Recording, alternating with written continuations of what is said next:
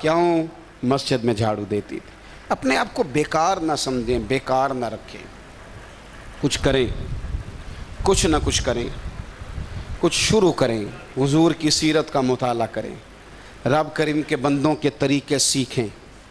آپ نے جو وقت بحث میں لگا دیا، بلا وجہ الٹ پلٹ سوچنے میں لگا دیا، جو اوقات حسد میں، عداوت میں، بغض میں، بدگمانی میں گزر گئے، وہ چیزیں قرآن کی آیات کی تفسیر پڑھنے، سننے، سمجھنے میں بھی گزر سکتی تھی۔ یہ سارا کام وہاں بھی ہو سکتا تھا۔ امام شافعی فرمایا کرتے تھے 3 آیتیں پڑھ کے بستر پہ لیٹ جاتا ہوں، ساری رات ان کی تفسیر ہی سوچتا رہتا ہوں۔ کئی دفعہ یوں ہوتا ہے کہ فجر کی اذان ہو جاتی، کچھ کریں۔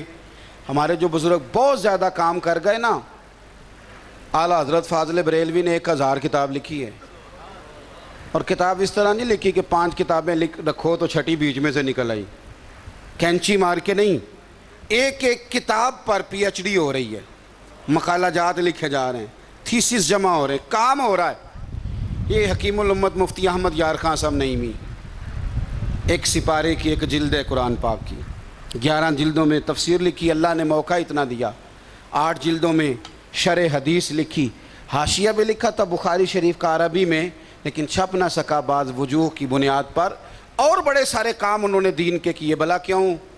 کہتے تھے میں نے زندگی میں وقت نہیں ضائع کیا، میں نے زندگی میں وقت، میری بات کی سمجھ آ رہی ہے؟ زندگی میں وقت ضائع۔ میں دوستوں سے پوچھ لیتا ہوں کہ تقریر کب کرانی ہے، کہتے ہیں 1 تلاوت 1 نعت۔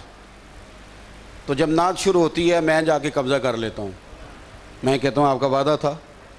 آپ وقت نہیں ضائع کریں، آپ اس طرح تو مطلب یہ کہ بڑے کام رہ جاتے ہیں۔ مفتی صاحب جمعہ پڑھاتے تھے تو جب الحمدللہ کہتے تھے نا، ان کے حالات میں لکھا ہے، تو لوگ گھڑی ٹھیک کرتے تھے، کہنے لو بھی 1 بج گیا ہے، مفتی صاحب بیٹھ گئے۔ کیوں مولانا صاحب 10 منٹ اوپر لے کے جائیں؟ کیوں لے جائیں جی؟ جب ممبر پہ بیٹھ کے وعدہ کیا ہے کہ 2:15 جماعت کرانی ہے، مانا ہی کوئی نہیں اوپر جانے کا، آپ نے خود وعدہ کیا ہے۔ کبھی بھی اپنے وقت کا، عصر کی نماز سے 15 منٹ پہلے مفتی صاحب نکلا کرتے تھے، جوانوں جو چیز ہم نے سب سے زیادہ ضائع کیا ہے وہ وقت ہے۔ ہم باصلاحیت تھے، ہر بندے میں اللہ نے کچھ نہ کچھ صلاحیت رکھی، کچھ کر سکتے تھے، وقت ضائع ہوا ہے، ہو رہا ہے، اس کو بچا لیں، یہ قیمتی سرمایہ ہے۔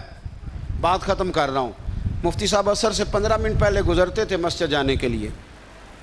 ایک ذمہ دار تھا، اس کو پکا پتہ تھا کہ مفتی صاحب اس وقت گزرتے ہیں، تو وہ ابھی گرمیوں میں دوپہر کھڑی ہوتی ہے، عصر جلدی ہو جاتی ہے، دن لمبے ہوتے ہیں، تو مفتی صاحب گزر گئے، تو وہ ذمہ دار کہتا ہے اپنے بیٹے سے، کہتا ہے بیٹے جانور چھوڑو بھینس کے نیچے، مجھ تھلے چھڈ کٹا پتر۔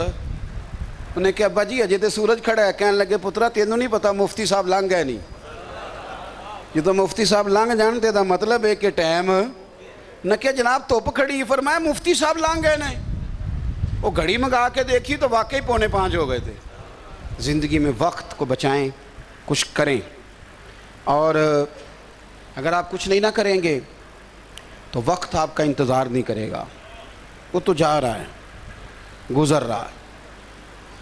کالے بال سفید ہو رہے ہیں، تندرست وجود بیمار ہو رہے ہیں، اور جس وقت آپ طاقتور ہیں، جوان ہیں، یا کسی منصب پہ ہیں تو موقع ہے، یہ وقت ہے کہ کچھ کیا جائے۔